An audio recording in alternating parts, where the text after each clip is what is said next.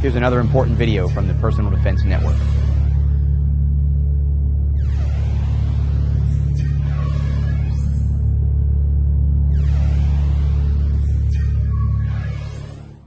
When it comes to training in a normal shooting range area where you have a plain backstop and usually limited to some plain type of targets, visualization can be incredibly important.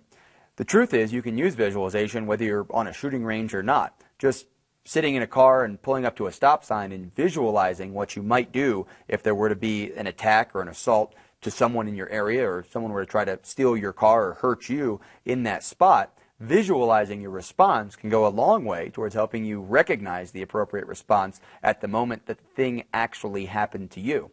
Of course, make sure that your visualizations are plausible and make sense in the setting. Make sure your visualizations of what you would do in response to that threat are also realistic. If you don't have a gun in the car and you visualize yourself shooting someone who's trying to hurt you, the visualization not only doesn't make much sense, but also doesn't help you. So if I picture myself in, say, I was still in a law enforcement capacity and I wanted to do some training for shooting against someone who was maybe in an active shooter environment, or if I'm thinking about myself being in a public space and thinking of someone who comes around the corner at me with a submachine gun or something outrageous like that, where he was trying to victimize somebody in that school, hospital, shopping mall, whatever the public space may be. If all I do is shoot at this piece of paper, that's one level of training, and it's skills in isolation training is what we call that. Marksmanship shooting for putting holes in paper or cardboard or some other plain type of target. But to actually visualize a threat and to recognize it coming at me and then go through an appropriate response, visualizing that threat stopping, assessing my environment, and knowing that it's okay to go back to that neutral position, whether I was then going to make a phone call or go to my loved ones or go to other people in the area and make sure they're okay, whatever I was going to do after having dealt with that threat in the public environment. That's the whole concept of what I want to visualize when I'm doing my tactical training. Now, of course, fundamental defensive pistol shooting is an important skill to develop.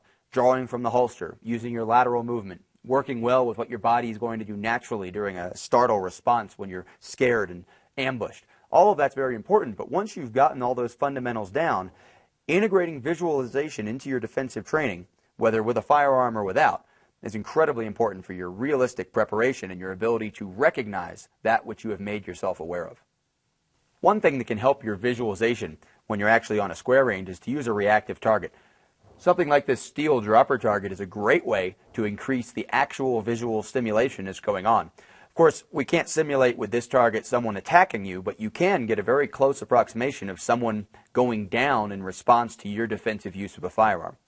If you always shoot a pattern, if you shoot 1 shot, 2 shots, 6 shots every time you present on a perceived threat, you're going to end up shooting that pattern under stress. You're going to revert back to what your training is. Instead, if you vary your training combined with visualization or an actual stimulus that allows you to see a target going down, your training is going to be more realistic and more applicable to the context of a defensive shooting situation. The way this target's set up, I don't know if it'll take 1 shot, 2 shots, or 3 shots, but I know that if it hasn't gone down, I need to keep shooting. For example, if just because I heard the ding of steel, I came back into my ready position and stopped, that would be a bad visualization of a threat, bad realistic training. We want to train until the threat goes down. In this way, what we end up doing is understanding that it's going to be a stimulus from the threat that makes us stop shooting, or a stimulus from the target, in this case on the training range. Visualization is vital to your realistic training. Check out more videos just like this one at the Personal Defense Network.